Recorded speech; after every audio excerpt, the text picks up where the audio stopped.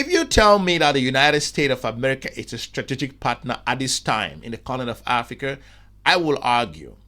The US is bogged down with its own internal difficulties and challenges. Africa must continue to benchmark United States foreign policy in the region at the moment. The US has taken a back seat and other partners at the moment are moving forward. So African countries that attempt to engage these new strategic partners, whether it's in Beijing, whether it's in Moscow, whether it's in Riyadh, whether it is the European Union, Brussels, or whatever, emerging Turkey, these countries are paying the price. But the continent of African nations to come to realize that the United States of America's foreign policy at the moment is not favoring the continent of Africa. The continent is hurting trade-wise. The continent is hurting export-wise. The continent is hurting from the strategic perspective, and the challenges cannot be waiting the United States to come and provide the solution. Africa must wake up that because the Donald Trump administration hasn't offered African countries what they were hoping for.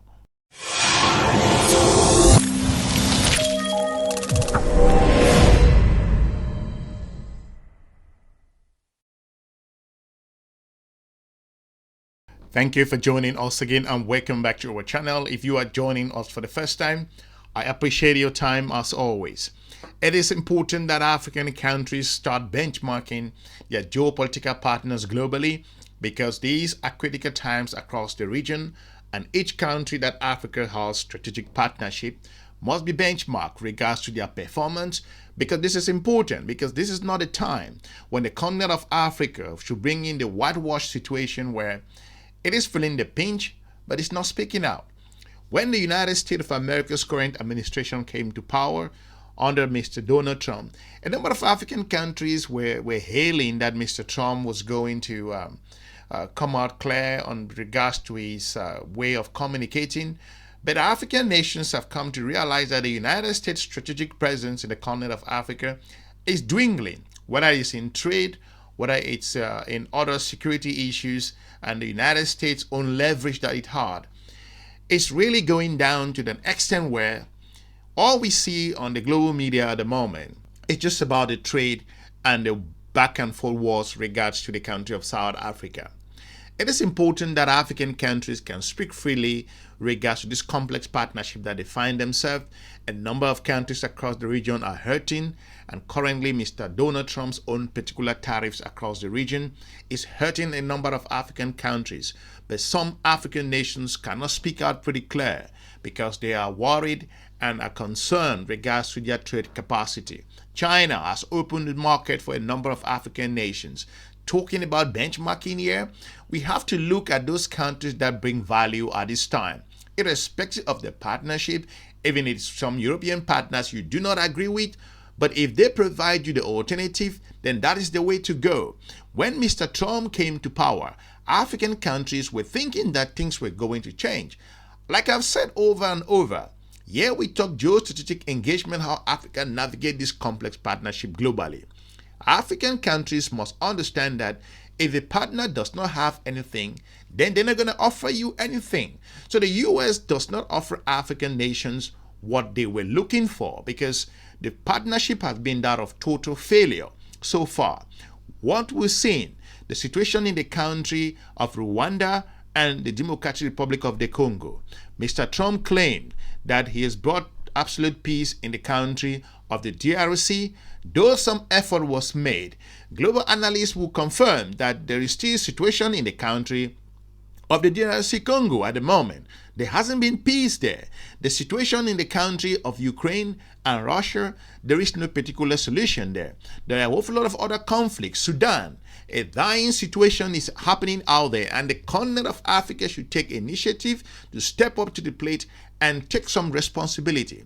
So the United States of America's own presence at the moment, talking about unilateralism globally, and the multilateral approach has been kicked under the bus. And African countries must start benchmarking if the United States of America's own strategic foreign policy in the continent of Africa is what African countries can count on. I personally think, from my observation, looking at the past couple of months, African countries can no longer count on the strategic relationship that they have with the United States of America. Why am I saying this? I'm saying this because If you look at countries like Egypt, South Africa, and a whole lot of other nations have come under incredible pressure based on their strategic influence. More importantly, if you consider the situation in the DRC Congo, where we all thought that situations were going to be normalized based on the current kind of past negotiation, though different countries are involved in terms of their partnership, looking at Qatar and a whole lot of other nations in the Middle East, and some Africa's own governments like Angola, South Africa, a whole lot of nations are involved. But again, there hasn't been any peace and there hasn't been any leadership from the United States of America in that perspective. Some effort was made, no doubt, but more importantly, what African countries should be very concerned and worried about the United States foreign policy in the continent of Africa at the moment. It has always been influenced as a result of Russia and China. That's what has been even during the previous administration. So Mr. Trump hasn't really actually changed this perspective. Going back to the current situation, considering what's happening in regards to the United States lambasting countries with regards to tariff. Countries like Lesotho, South Africa, a whole lot of nations across the continent of Africa are struggling. They are just pretending. They are facing incredible economic backlash at the moment, difficulties in terms of the global funding, and more importantly, the United States slashing aid and support to the continent of Africa has gone a long way to hurt a number of African nations tremendously, and they are struggling.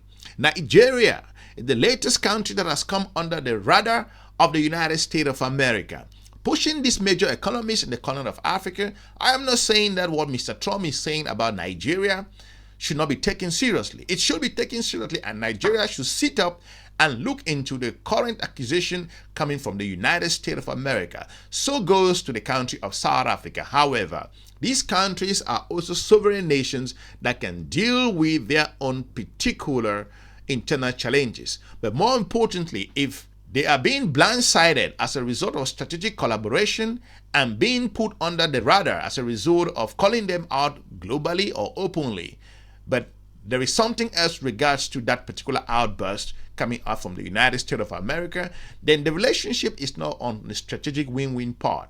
Irrespective of what you would think, irrespective of your own perspective with them, the country of China, to an extent, have delivered extensive success in a whole lot of areas. China is not 100%. They do have their failures in several areas. But going back to trade, if you're shutting your trade at the moment, like the African Growth and Opportunity Act, where a number of countries in the continent of Africa blindly relied on the United States of America regards to this AGOA trade, is done. And the continent of Africa must benchmark the United States foreign policy. I'm going to go back to when Mr. Joe Biden was still in power, looking at the Lobito corridor. Nobody hears what the Lobito corridor has been so far. No one want to talk about it anymore. It's been shuffled under the bus at this time. And the continent of Africa continues to feel that the United States can offer them the strategic option that they are looking for. The continent of Africa is experiencing tremendous growth and expansion in population, millions of students coming out from university on a yearly basis, and the economic challenges at the moment are enormous. More importantly, we look at some countries across the region who practice some kind of so-called democracy, and they are maiming and dealing with their nationals. And you do have major countries like the United States of America who talked about democracy, cannot step up to the plate and make that position clear. This is the double standard that's happening at the moment. This goes across other geopolitical partners who fail to see the continent of Africa as a strategic region. The US's struggles in the region is evident, considering since the United States was kicked out from the country of Niger, countries across the continent of Africa are questioning the United States' own current policy in the region. So the notion that Mr. Trump was coming to engage the continent of Africa, I think that has been a total failure so far. Anyway, maybe he's got some couple of years left and he may do something, but I don't see that happening. When how the US has currently engaged African countries hasn't been from the win-win partnership. More importantly, most recently, a number of countries across the region have come under tremendous questioning as a result to their travel arrangement or their travel opportunities to the United States of America. So what kind of partnership is this that the continent of Africa each time is being called out? We've seen countries like Uganda, Rwanda, and some countries like South Sudan have come to a point where they have to accept immigrants or deportees from the United States of America. This has been the kind of relationship that African countries have to dwell with, this unforgiving relationship from the strategic point of view that they are dealing with the United States of America at the moment. I think the US has lost its focus in the continent of Africa. That's pretty clear. I'm not saying that the countries across the region should be kneeling down or begging for the United States to come and save them. No, not at all. What I'm trying to say here is that it is a time for the continent of African nations to start looking for alternative, going through China, going to Middle Eastern partners, trade inward, and more importantly, tackle their security challenges that they are facing at the moment. And also that notion that you cannot talk to partners across the European Union who can, to an extent, offer some other alternative, but you need to put your interests first. The United States of America's own posture at the moment, talking about the unilateral approach that we all seen, and multilateralism is dead completely. African countries must wake up and start picking up themselves and seeing that working internally, collaboratively, and more importantly, looking at alternatives that could work out for their own particular existence. It is important. The US is not as strategic a partner in the continent of Africa as it once was. We've seen the impact economically regards to the current tariffs of the United States of America under Mr. Donald Trump. How that has impacted a number of countries across the continent of Africa. They are feeling the pinch. They are struggling to figure out how to walk through this particular partnership. Again, it is important for the continent of Africa to know that no one is coming to save you, not the United States of America at this stage, because the US once again has proven that it is at its transactional perspective on how we see the continent of Africa. Make no mistake, countries like the country of the Democratic Republic of the Congo does have incredible mineral wealth that it can help the global economy to transform a whole lot of issues. And the United States of America failed to recognize that. But when these countries, talking about trade, go closer to China, Russia, and European Union partners, they come under tremendous pressure. Not just countries who are members of BRICS like South Africa, who is paying the price at the moment. We've seen recently the country of Kenya that has come under incredible pressure. Make no error, Kenya was once considered the darling of the United States of America. And at the moment, Kenya is no longer in the radar. And Kenya at the moment has decided to strategically diversify its relationship with the country of China. And it has come under tremendous pressure. Kenya's foreign policy has been questioned over and over. These are amazing times. I'm very surprised that African geopolitical partners fail to recognize the challenges that the continent of Africa is going through at the moment, because some of the foreign policy aspect or the foreign policy of the geopolitical partners like the United States of America, perceiving Africa to be stagnant in a whole lot of areas, I think that is an unforgiving way to look at the relationship. Because at this time, the difficulties and the challenges that are out there in the region, it's something that I think the US has no clue. Maybe to an extent, they feel that the continent of Africa was still the raw material region. A number of countries across the region are beginning to add value onto their own particular natural resources.